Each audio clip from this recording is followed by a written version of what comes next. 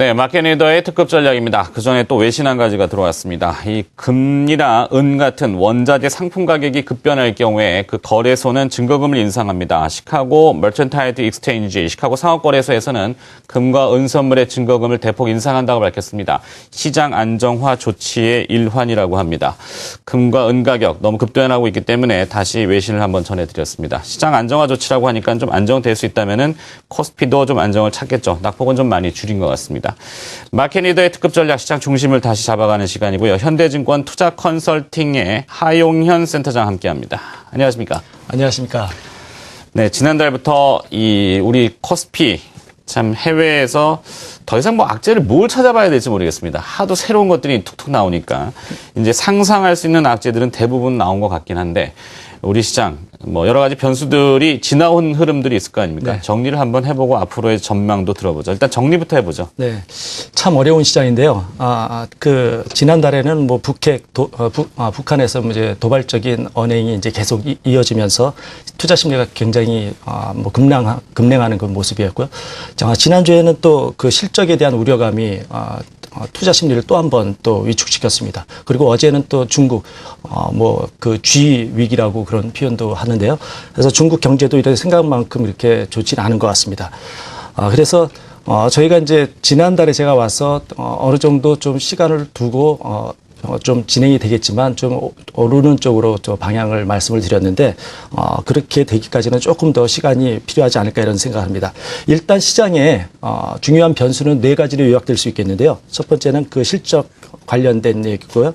두 번째는 북핵, 그리고 엔화 환율, 그리고 G2 그 글로벌 그 중국과 미국의 얘기입니다. 그래서 이와 관련된 얘기를 잠깐 말씀드리도록 하겠습니다. 네. 첫 번째는 이제 북한 문제인데요. 사실 이전과 달리 좀 굉장히 시장에 지리하고 강하게 그 반영되는 모습을 보이고 있습니다.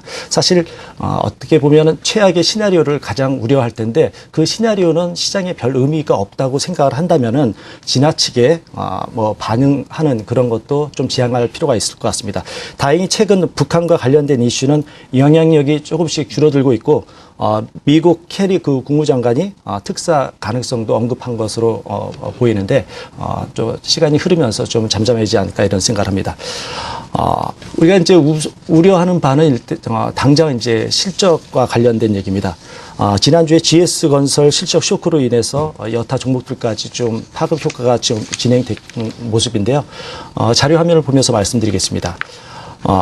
올해 그 1, 4분기 실적 컨센서스에 관련돼서 시장 전체의 매출액과 영업이익에 대한 흐름입니다. 보시는 것처럼 지난 1월부터 급격히 그 하향한 그 모습이었고 최근에 다시 조금 그 속도가 조금 그 기울기가 조금 더 가파래지는 모습이긴 한데 전반적으로 시장에는 어느 정도 그 반영이 됐다 이렇게 보는 것이 맞을 것 같습니다. 지금 방향이 최근에 다시 좀 가파라지기 때문에 조금 더 여파가 남아있긴 하지만 이미 충분히 반영했다 이런 관점에서 시장을 보는 것이 맞을 것 같습니다. 다음은 이제 엔화 관련된 환율 문제입니다. 95달러에서 잠시 머물렀던 그 엔화 그 환율이 다시 가파른 상승을 보였고 어제는 또 그 중국 문제 때문에 다시 좀 주춤한 모습을 보이고 있긴 하지만요. 자, 자료를 한번 같이 보시겠습니다. 보시는 것처럼 의미 있는 그 지수대가 한 95엔 정도 되는데 이것을 강하게 치고 올라와서 100엔을 위협하는 수준에서 어제 다시 96엔대까지 또 내려가는 그런 모습입니다. 4월 초에 그 BOJ 그 통화 정책 이후에 엔달러 환율이 2차 상승을 보이면서 100달러 돌파 시도가 이어지고 있긴 한데요. 특히 또 이제 구로다 일본 총재가 경기 부양책 지속 의지를 밝혀서 엔화 가치 추가 하락 가능성이 높아진 모습입니다. 그렇지만은 오는 18일, 20일 날 G20 재무장관 회의를 앞두고 조금 방향이 방향이라든가 속도가 좀 늦춰질 가능성이 있지 않나 이런 관측이 좀 나오고 있는데요. 특히 미 재무부에서 일본 엔저 정책에 대한 그 상황을 예의주시하겠다는 경고를 좀 강하게 비쳤습니다. 이것이 시장에 어느 정도 위안이 되지 않을까 이런 생각을 합니다. 네. 자, 북한 문제는 어제 또 나왔죠. 김일성 주석의 생일 행사인 태양절을 앞두고 우리나라의 보수단체가 비난 집회를 열면서 조선중앙통신에서는 최후 통첩, 보복 조치 이런 단어를 썼습니다. 북한을 굳이 자극할 필요는 없을 것 같은데 민감한 시점에 자 그것이 실제 행동에 나서느냐의 여부는 아직도 미지수이지만 시장에게서는 결국에는 어떤 이 협상용으로 많이 사용하는 카드다라고 판단하고 있는 것 같고요. 1분기의 실적 둔화 우려감은 예상치가 낮아졌지 않습니까? 네네. 그렇죠? 더 낮을 거냐라는 부분이 있는데 더 낮아지게 되면 이제 어닝 쇼크고 시장에는 영향을 줄 거고. 근데 이미 낮아져 있는 부분 또 엔화 약세도 이미 인지하고 있고 또 G20 재무장관 회의도 말씀하셨지만 그렇게 돼 있고. 자, 문제는 중국과 미국의 경기 지표 G2라고 하는 것인데요. 전일 중국의 1분기 GDP 발표가 나왔습니다. 예상치는 8%, 실제치는 7.7%. 그것도 10시 40분경에 이미 사전 노출이 돼가지고 시장에 또 혼선이 있었고 7.7%가 과연 낮은 것인지 저도 잘 모르겠습니다. 그게 그렇게 쇼크 아주 충격적인 결과인가요? 뭐 생각하기 나름입니다. 근데 뭐 일단 그림을 한번 같이 볼까요? 지난해 그 1, 4분기에 8.1 그리고 7.6, 7.4까지 계속 낮아지다가 지난해 말 4분기에 7.9% 확연히 이제 회복할 수 있는 뭐 희망이랄까 이런 것을 보여줬습니다. 그리고 이 방향대로라고 하면은 8%가 무난하겠다 이렇게 예상을 했는데 그 예상을 깨고 오히려 그 하락한 그 모습이기 때문에 충격이 충분히 있을 수 있다 이렇게 얘기할 수 있겠는데요. 하지만 이제 그 뭐 비율로 보면 아주 충격은 아니다 이렇게도 또 관점에 따라 달라질 수 있을 것 같습니다. 여기서 또 다른 시각으로 한번 볼 수 있는 것은 이달 초 발표된 그 소비자 물가 중국의 소비자 물가 지수가 CPI라고 하죠. 전망치보다 낮은 2.1%를 기록했습니다. 이것이 갖는 의미는 대개 그 성장률과 CPI가 같이 낮았을 때 정책 당국에서 향후에 부양책을 펼 여지가 높다는 얘기입니다. 그렇기 때문에 어찌 보면은 지금은 이미 이제 그 경제 그 상황은 조금 안 좋아지긴 했지만 그것을 극복하기 위한 모종의 조치가 있지 않을까 이런 기대를 할 수 있을 것 같습니다. 다음은 이제 미국 시장인데요. 미국 같은 경우는 그동안 뭐 시장이 뭐 연일 뭐 그 신고치를 갱신하면서 굉장히 좋게 움직였는데요. 그래프를 마찬가지로 한번 보면서 말씀드리겠습니다. S&P 500 관련된 그 지표가 이렇게 연한 그 회색으로 구현되어 있습니다. 연일 계속 올라오는 모습이었고요. 바로 밑에 진한 녹색은 22월 선행 PER을 나타내고 있습니다. 거의 14배까지 거의 육박하는 모습입니다.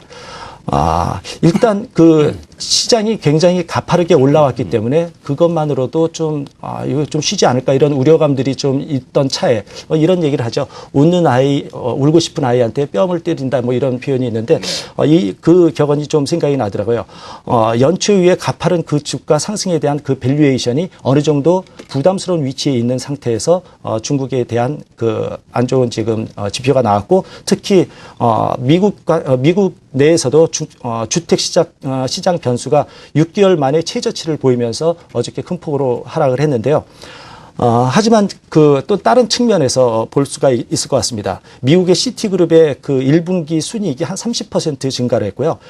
이 수준은 어느 정도 서프라이즈 수준이다 이렇게 볼 수 있겠습니다. 그리고 유럽 연합에 관련해서는 2월 무역 흑자가 80억 유로 정도 됐는데 예상치를 상회한 그런 긍정적인 숫자입니다. 이런 것들을 봤을 때 너무 지나치게 시장을 비관하는 것은 좀 피하지 않을까 이런 생각을 합니다. 네. 자, 이 악재들을 쭉 열거 해주셨습니다. 진단도 해주셨는데요. 자, 문제는 과거형이냐, 지나간 거냐, 아니면 현재 진행형이냐, 아니면 미래에도 다가올 형이냐, 이게 또 우리 투자자분들한테는 중요한 요소 아니겠습니까? 미래에도 영향을 준다면은 조심하는 게 맞겠고, 과거에 지나간 거라면은 일단은 뭐 조금 접어두고 말씀하신 대로 너무 극단적으로 확대 해석할 필요는 현 시점에서는 없을 것 같은데, 앞으로 전략 어떻게 해서볼까요? 말씀하신 것처럼 지금 그 몇 가지 그 네 가지 그 요소들은 어느 정도 시장에 반영된 부분이 있긴 하지만 여전히 진행형인 것은 사실입니다.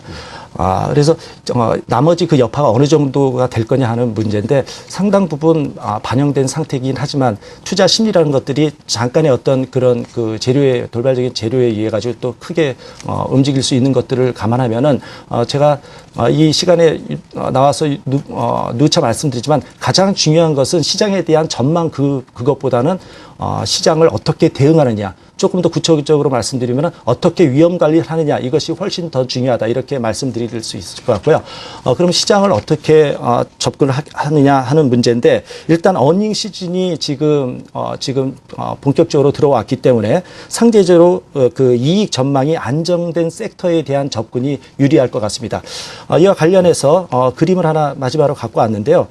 보시는 그림은 미국의 그 맥도날드 그리고 월트 디즈니, 화이자 이런 세 가지 그 차트입니다.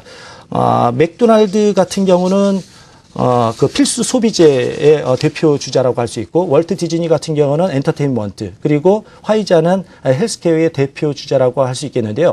이와 관련된 우리 종목들을 보면은 오리온이라든가 메일유업, GS 홈쇼핑 그리고 그 엔터테인먼트에서는 CJCGV라든가 그리고 헬스케어는 뭐 한미약품, 유한양행, 메디톡스, 시전 이런 종목들이 있습니다. 이렇게 갖고 온 것은 미국의 이렇게 대표적인 이런 종목들과 여기에 열거된 그 종목들이 굉장히 유사하게 움직인다는 겁니다.